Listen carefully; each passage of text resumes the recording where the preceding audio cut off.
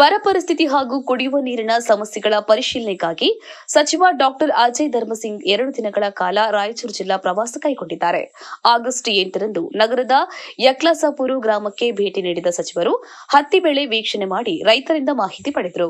ಮುಖ್ಯಮಂತ್ರಿ ಡಿಕೆ ಶಿವಕುಮಾರ್ ನಿರ್ದೇಶನದಂತೆ ಸಚಿವರು ಜಿಲ್ಲೆಯ ವಿವಿಧ ತಾಲೂಕುಗಳಿಗೆ ಭೇಟಿ ನೀಡಿ ಬರ ಪರಿಸ್ಥಿತಿ ಪರಿಶೀಲಿಸುತ್ತಿದ್ದಾರೆ. ಈ ಹಿನ್ನೆಲೆ ಸಚಿವ ಡಾಕ್ಟರ್ ಅಜಯ್ ಧರ್ಮಸಿಂಗ್ ಅವರು ರಾಯಚೂರು ಗ್ರಾಮಾಂತರ ಪ್ರದೇಶದ ಯಕ್ಲಸಪೂರು, ಗೋನಾಳ ಸುತ್ತಮುತ್ತಲು ವೀಕ್ಷಣೆ ಮಾಡಿದ್ದು ಬಳಿಕ ದೇವದುರ್ಗ, ಲಿಂಗಸಗೂರು, ಮಸ್ಕಿ ಕಡೆ ತೆರಳಿದ್ದಾರೆ.